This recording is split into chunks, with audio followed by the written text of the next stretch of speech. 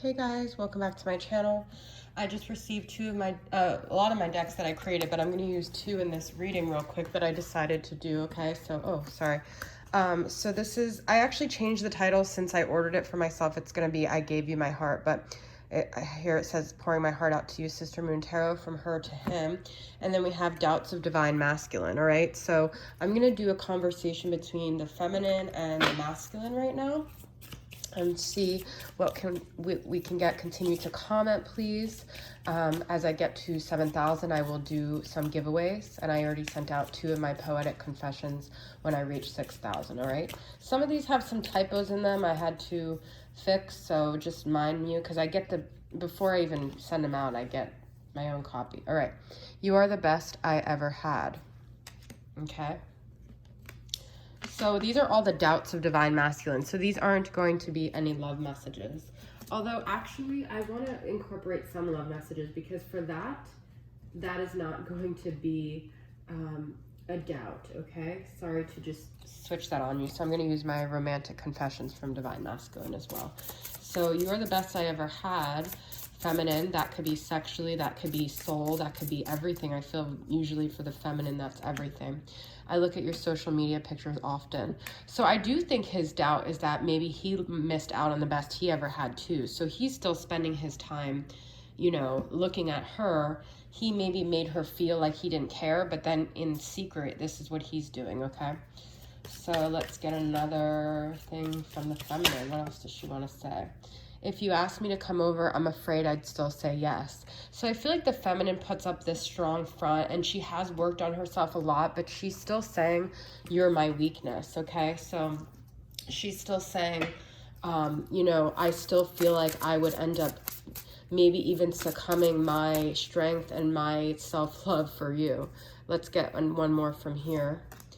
I secretly hope to run into you whenever I'm out and about. So he's very on the low about his feelings towards her. She's like, you know, I love you, you're the best. And he's like, on the secret, I still want you and I still look for you. All right, let's see. What does she have to say here?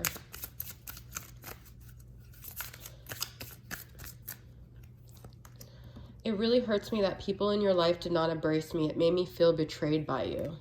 Okay, so the feminine feels like the way people in the masculine's life treated her was almost a reflection of his feelings for her, because she may feel like, you know, the people you surround yourself with, if they don't like her, then that means he's talking bad about her. And so she might have felt like, you know, he really said mean things and made it almost like an unsupportive environment for them, the things he said. I still have abandonment wounds from my childhood.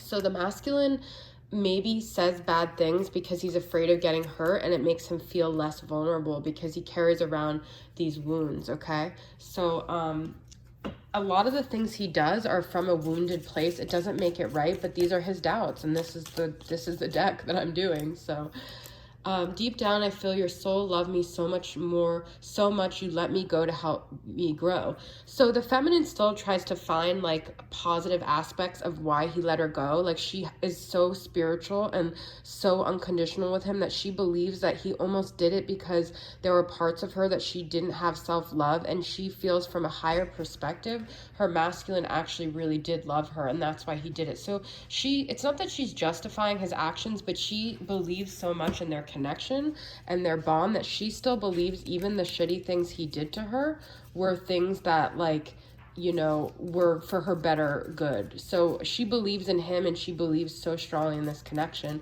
while we have the masculine and his doubt. So she carries the torch of light and belief for this connection. What if you end up leaving me for another? There's 2 abandonment issues here. So the masculine left before he could be left, okay? So he let her go. This is so crazy. She's saying, you love me so much, you let me go. And he's saying, I actually let you go because I was afraid that you would leave me. He maybe saw some abandonment wounds she had too, and he felt like if he let her in, then she would push away. So there was kind of like this push and pull energy here. Wow, guys, this is really crazy. Okay, let's pull another for the feminine. What else does she want to say to the masculine? This card. I still remember laughing in your bed the first night. Okay, So I'm going to pull a confession from him about this. So she still remembers the good times. She remembers when things were lighthearted. That's what she holds on to, okay? She holds on to the joy and the laughter and the happiness and the initial spark that they had before all of these wounds and insecurities and doubts came into my mind. When we looked into each other's eyes, it was so intense. I felt it too.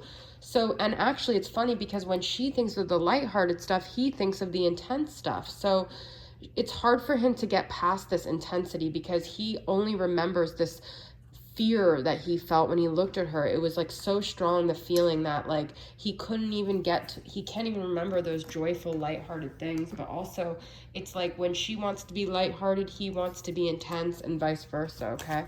Let's get another card from here.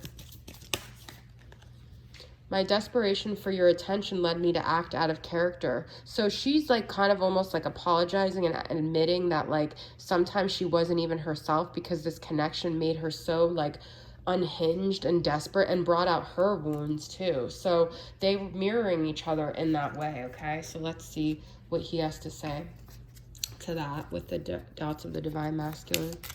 So she's saying like, you know, I'm sorry, I wasn't always myself in this connection.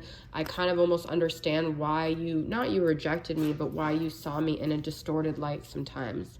I've said bad things about you to others and now I don't know how to make it right.